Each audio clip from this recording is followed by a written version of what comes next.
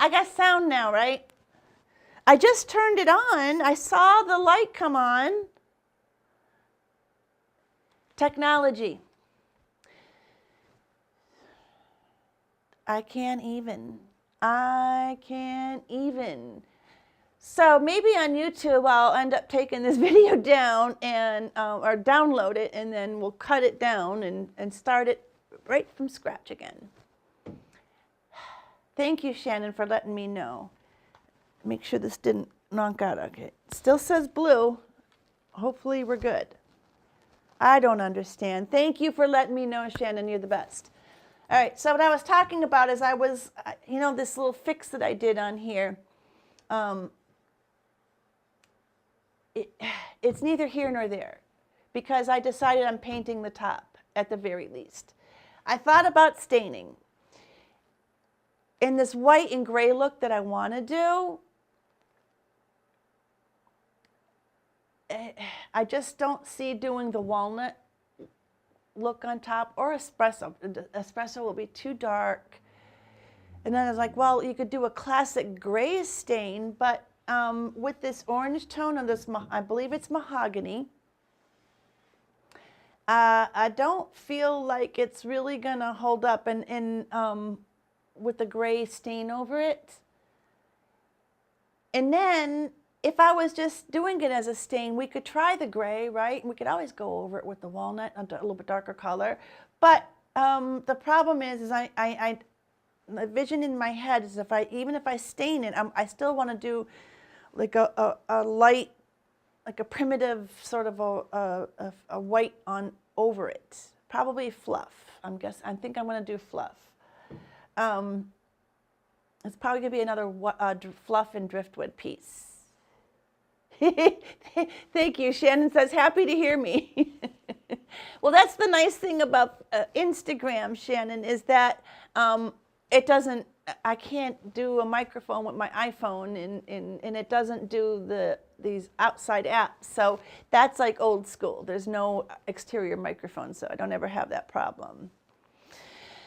So, and then the other thing I was talking about was my cleaning. I did a quick video on TikTok and on YouTube on the shorts, and I think I still have to share it to Facebook and Instagram on Reels.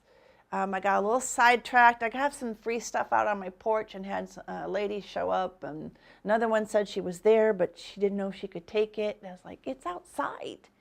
It's outside. It says free in 2 spots. Free. Like, you don't need permission to take free. But, it is what it is.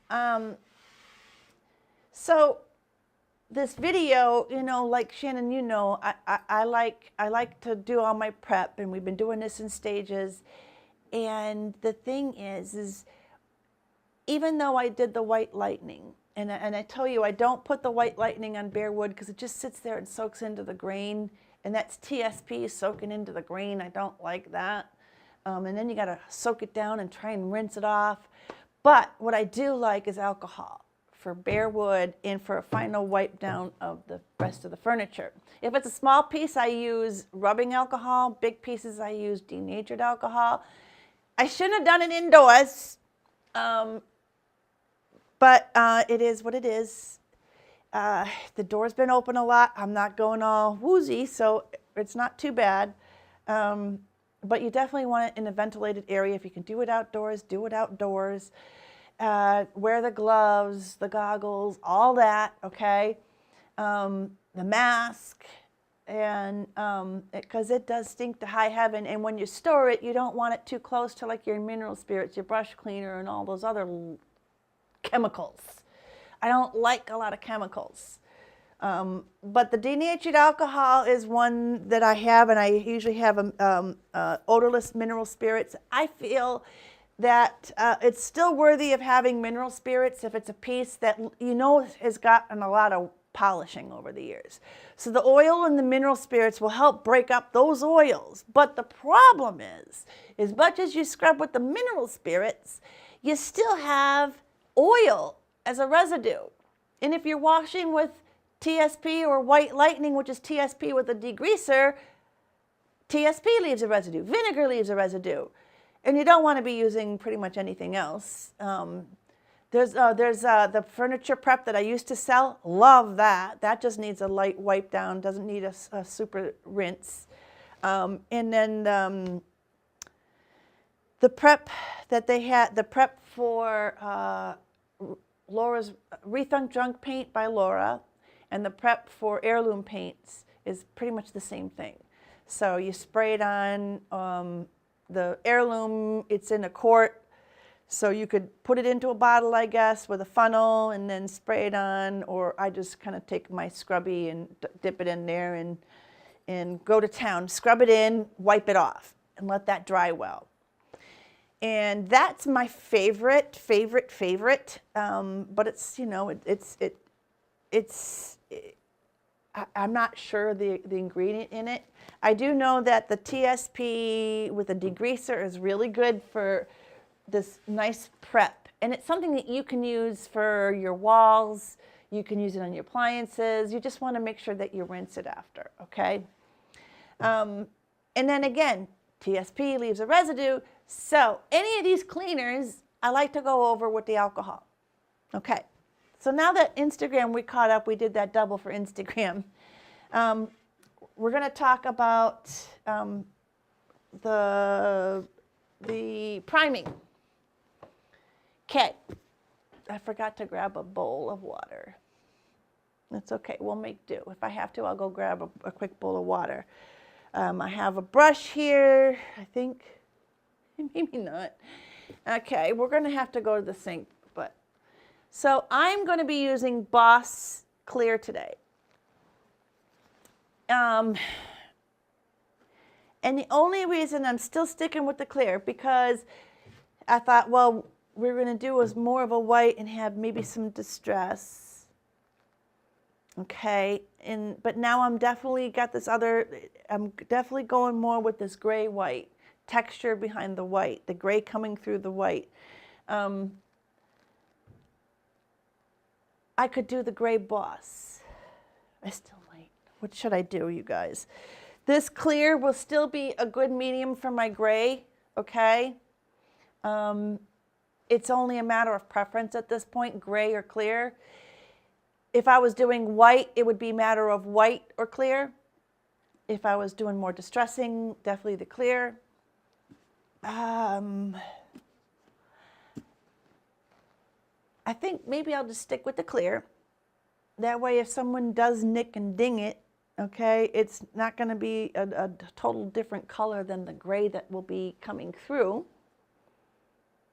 Or is it? Let's see. Let's find out. Since we're getting up and having to move anyways, hold on. Hold on. Let's see. Boss, and where's my driftwood? Let's see what a difference it is. So it is, it's more of a bluey. This is my Boss, this is my driftwood, and Boss is more of a bluey tone. It's a little bit deeper. Okay, so if I don't mind this coming through, I can Boss with the gray. But since I don't want to introduce a whole nother color, let's just stick with the clear. All right, that said, let's see, do I have a brush handy? I will take any brush at this point. I thought I had a scarlet brush handy. Hold on. I thought I did. Apparently I do not. So, all right. Give me 1 second. 1 second. Uh-oh, something fell. Okay, I dampened my brushes. And, all right, we have water now, so if I need to. And I have my spray bottle of water that's always handy. I don't know what fell, but something fell. What else is new? All right, I'm back. So,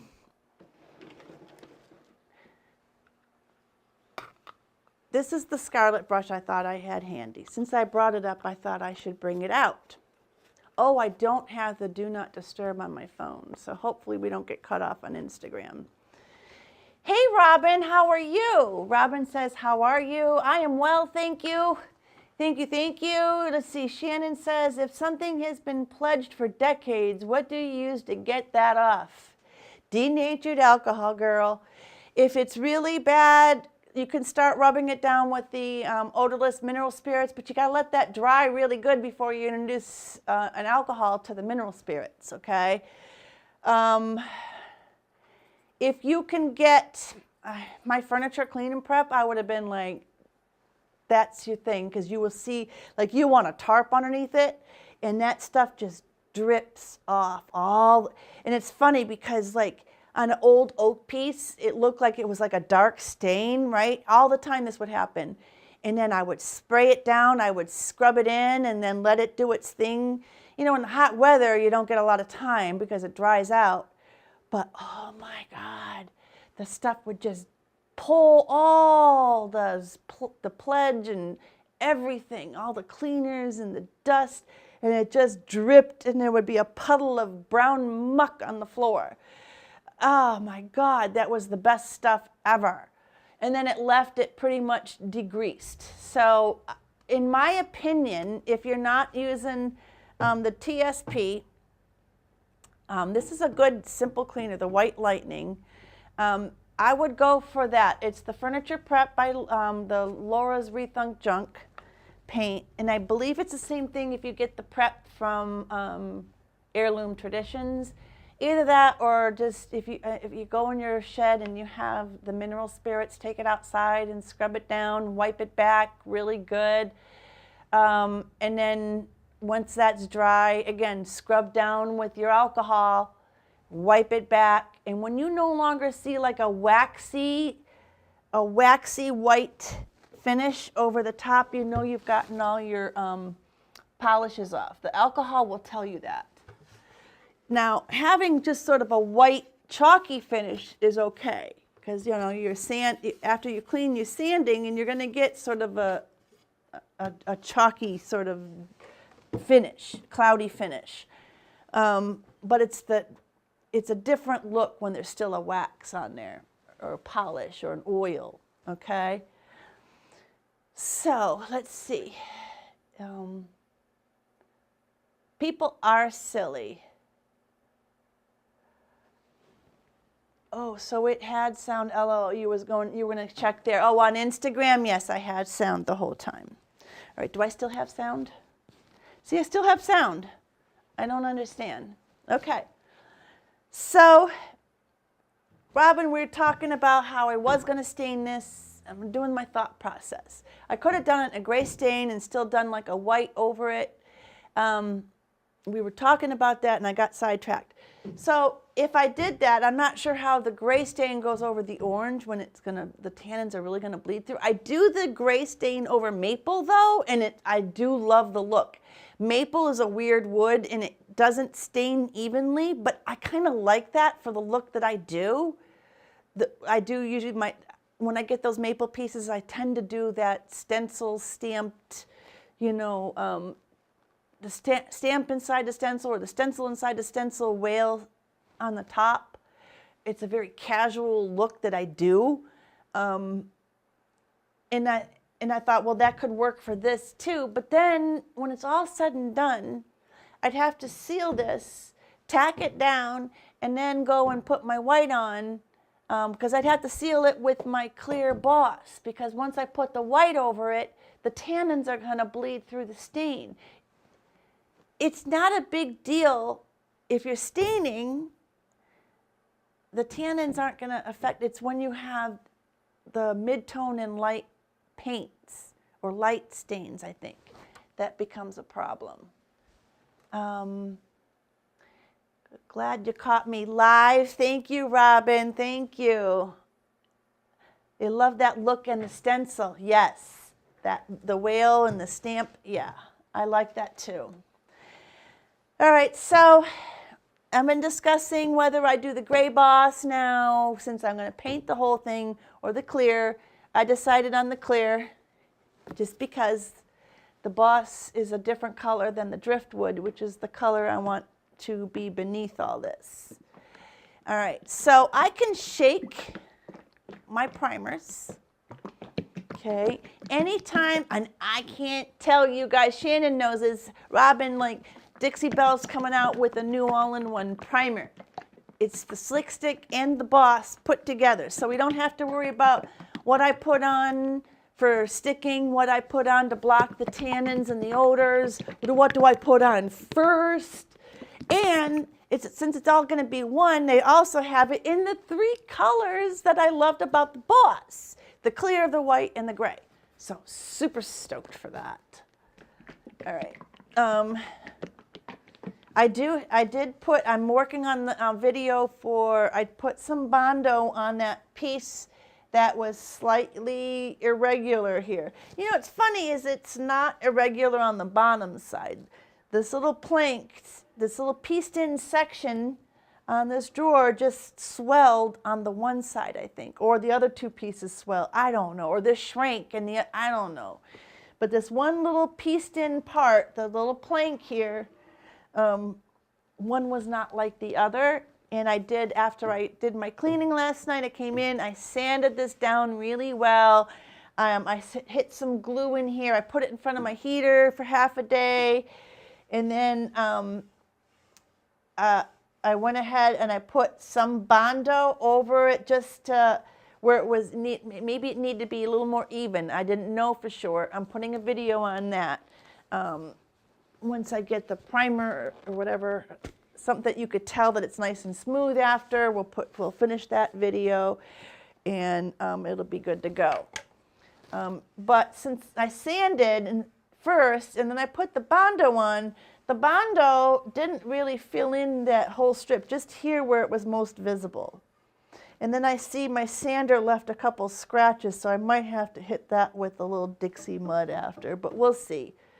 I think, I don't know, it's hard to tell, you know. Sometimes you need the color on there to determine where there's more fixes to be had. So I have some Tupperwares here that I'm going to use as a palette. Okay, I want to make sure that they're clean. We don't have any dust in them. And I shook up my my primer really well, but I also want to stir it because this is why I got off subject. We were talking about the new primer. Anytime you have these really intricate blends of product, the pigments and the binders and the this and the that's, right? Like you got to do your due diligence and make sure that all tries to get blended really well again. All right, so now I'm going to put it into another container so that first of all, if I do pick up any dust, it's not going into my paint, or in this case, my primer, and it's not going to dry out what's left in here, okay?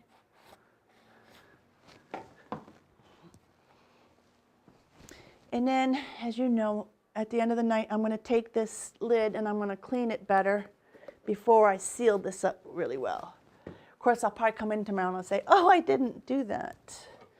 So there's different options. Like I said, I did bring out the Scarlet brush because I did talk about it. It's a really cool little handy brush for tight spots. But because, even though the bristle ends are real fine on this, I do prefer we have a lot of bristles. Whether you're using the Dixie Belle brush, I like this oval one the best. The flat is similar, except it's just a little bit thinner. It's not oval. It doesn't have as many bristles. I just think that it's, with the thin, first of all, it's nice to have the thin-ended bristles, so you don't have thick brush strokes, okay? And then the more bristles, I just feel like it moves it better. I should take that down. it's not touching it now. So I'm going to get this drawer out of the way. And we're going to, with the grain, okay?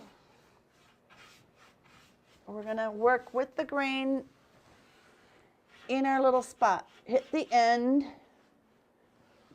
okay? And when you're doing a large piece, just plant, well, first of all, it's mahogany, so I know we're going to be doing more than one coat. If you're doing it as precaution and you're only planning on doing one coat, then maybe put it on a little more liberally.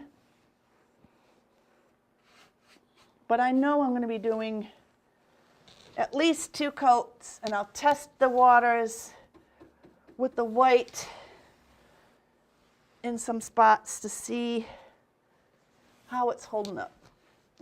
If I'm getting bleed through, again, because it's mahogany. And then that last stroke, I'm barely putting any pressure on it.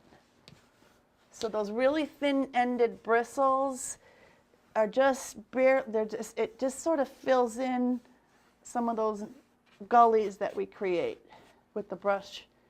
And then see what I do with the end here is I brush my little section and see how that goes across. Now, on the part that's visible, I blend that out. Okay? Now, I did lightly dampen my brush, but I feel like it could use a little more water. And we can do that. I don't want to inhibit the makeup of this primer, so I don't want to do a lot of water.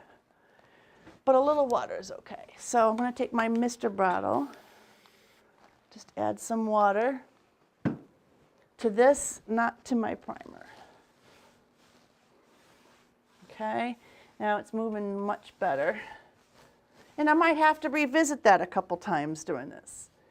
All right, I have heaters pointed at me here.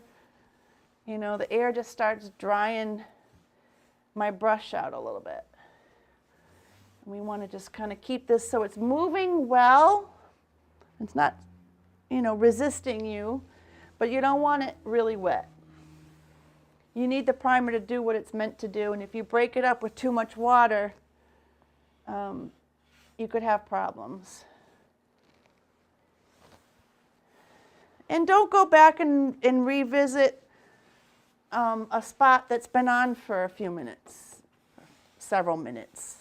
Okay, you're better off just doing another thin coat to make sure you got everything.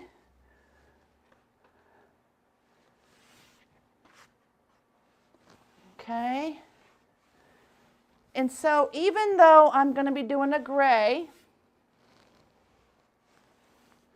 the clear is going to work out color-wise, tone-wise, because even though it's not a gray, the driftwood will cover this nicely. If I was doing a really light gray,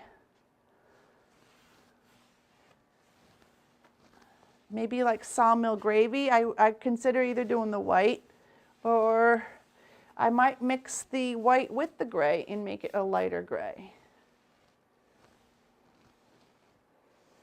But don't mix paint into your primer unless you talk to Dixie Belle. All right, you can always use a contact form there and ask them, you know, can I mix paint to tint my primer? They're really good at customer service. They get back to you, and you're going to get knowledgeable information back from them. I will not name names, but I worked with, when I was looking at carrying a paint brand, I tried 15 brands of paint, And there was one that I think I would have been in the top runners, except when I called for a paint question and the gal had no idea what I was talking about. So she didn't know paint, she didn't know her paint, and she didn't understand the basics of paint. So I didn't use that paint brand because I want to know if I have a question, then I'm going to get a knowledgeable answer. And when you're diluting, like for spray guns, I don't use a spray gun, so I don't necessarily pay attention to their mix on that. I can find that out for you, or you can reach out to them directly. All right. So that was easy. And I will continue to paint up the rest of the piece. I am not going to paint the whole interior, but what I do is where their stain is, I do try to follow the same kind of line. And the reason for that is there has been times where I want to be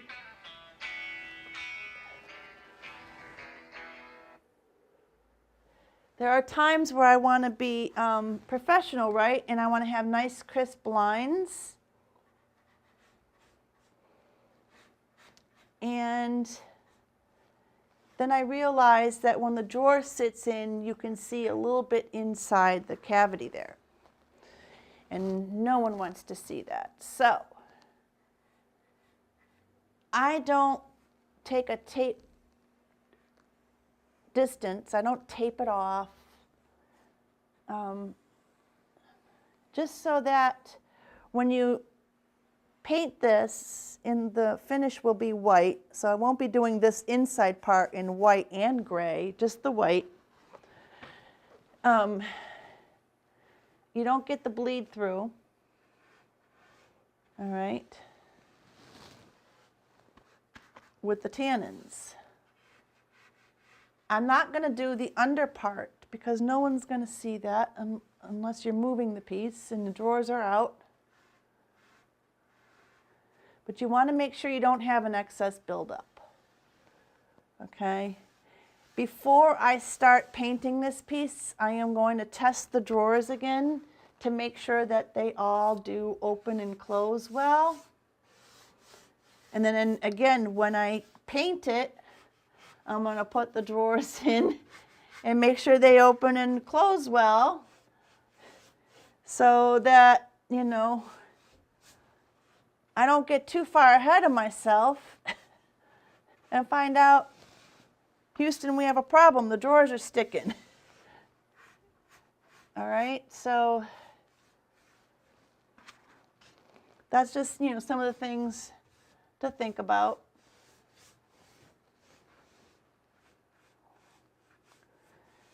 Easy peasy, right?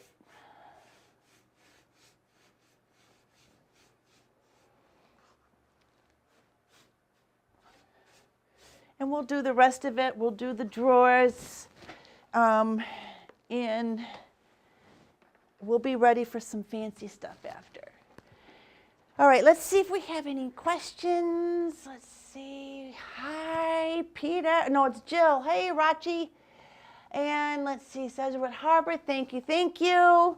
And let's see, you have not used Dixie Belle that much. You've been using General Finishes milk paint. So I'm not familiar with their milk paint. I know, is it the one, it's like pre-mixed, right? Let me know if you've ever used their white. I love General Finishes for their finishes. And I thought I was like good to go. My friend has General Finishes. I thought, well, I don't have to carry paints. I'll just get my paints over at her place, right? The white was a problem. Even she called me at one point. she was ready to pull her hair out. The white was a big problem.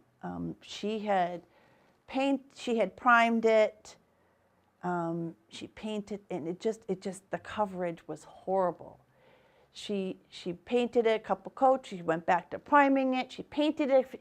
It was insane, the amount of coverage coats that she had on there, and it still wasn't covering.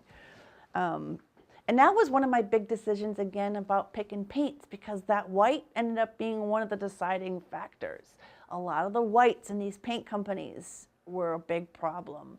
And I do a lot of white here. Hey girl, how you doing, my friend Diane? How are you doing? That's not replay, I'm live. I'm live. I never had a problem with the white, really. I did, she did, and she was selling the stuff. But she had never used the white. So that was interesting. Yeah. But I love their finishes. I love they have the dead flat. I love that. It's a flat finish. So that's that, you guys. I appreciate it. You don't need to see me finish painting up the rest of this. Again, we had our hiccups with the sound in the beginning. I appreciate that you stuck through it, Shannon. What? Live? Hey, girl, hey! Yeah, I'm live. Almost, you do a lot of white. That is so crazy. That is super crazy. Like, we both had problems here. And I also heard, now, have you done it recently, or was that something you used to use? Because I also heard that there was that they reformulated, and that was a huge problem. And so maybe that was the problem. Of course, that's when I was trying to choose paints. I love all the prep info. Oh, good, thank you. It's just, it's just good to know the stuff. If a lot of people coming into it new, some of the stuff you might forget, but I've been, it's just good to have in your arsenal to just, whether you choose to do it all, that's up to you. Sometimes you don't need to do all the steps, right? All right, recently, that is so interesting. That is so interesting. It's like Annie Sloan, I think they reformulated, and I think there was a problem with when they reformulated. So I don't know, maybe it was just bad batch. Maybe it was like a massive batch, the white that she got. I don't understand.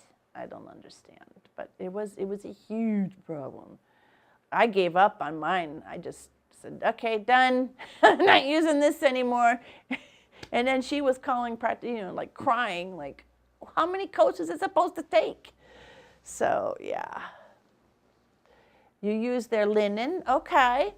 White is the hardest color to work with, no matter the brand. It's white, and there is so much to it. You're right, Diane. And it's also, believe it or not, one of the hardest colors to match.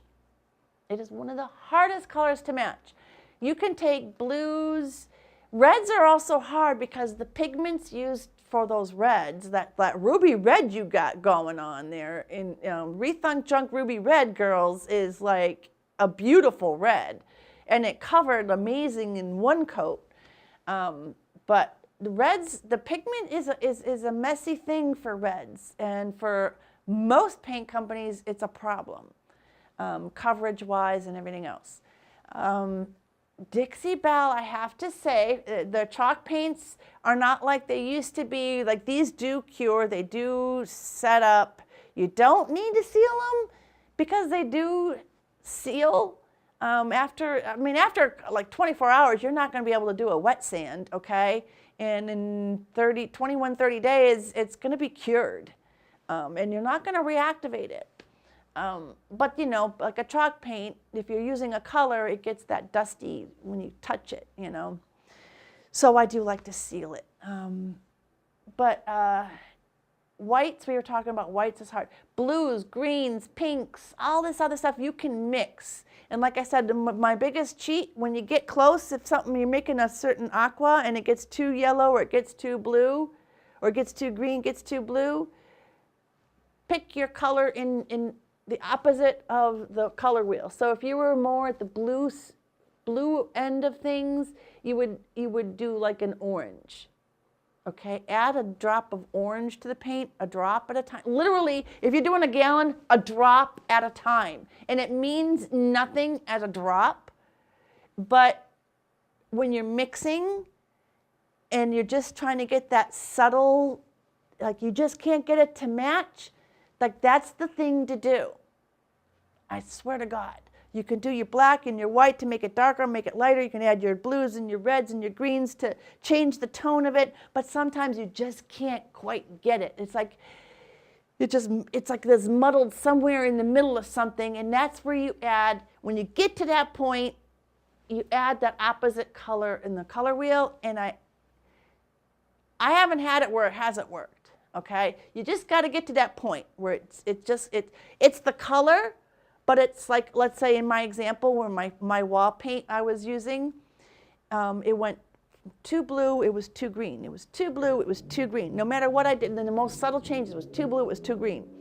So I ended up, I added, there was already a lot of yellow because that's how I was getting it more green. So what I did, knowing that I already added a lot of yellow to it, is I added a drop of red at a time until I got the perfect color. Like it was the perfect match to the color that I was trying to match to. So try that sometime. Yes. Ruby Red, Rethunk Junk. It's a really good paint, you guys. Robin, Shannon, if you ever need like a really durable paint, outdoor paint, plastic paint, sticks to anything, like this stuff is good, but it does, I'm going to say it, Diane, it does have an odor. I don't mind odor, but some people do. So just so I'm putting it out there, if you have an odor issue, you would want to do it outside or, you know, have the fan running so the odor isn't, you know, going into your face, whatever. But I love the paint. I do. I love the paint.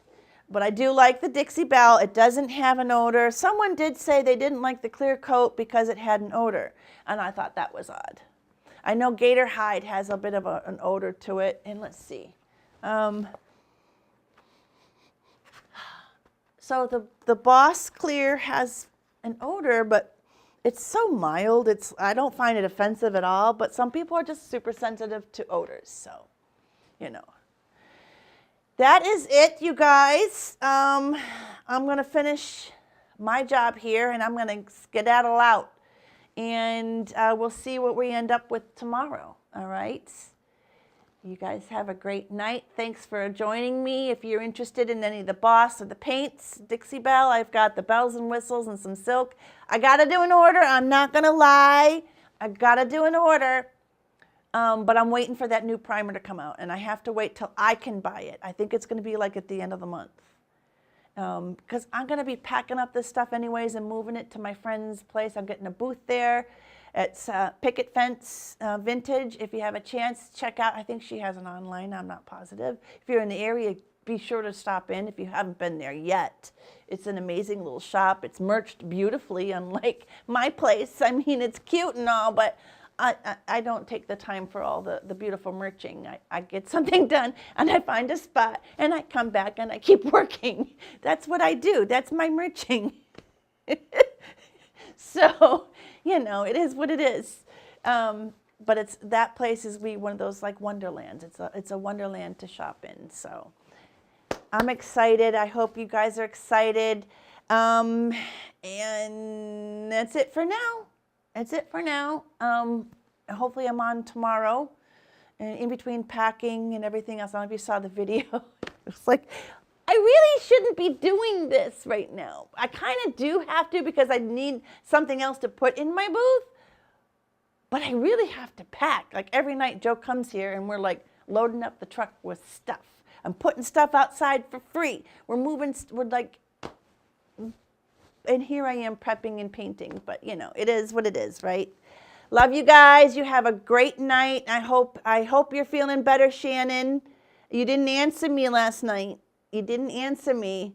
I hope you must be better by now. You must be. All right. Love you guys. Until I see you again, stay sassy. Shop Seaporium.com. Good night.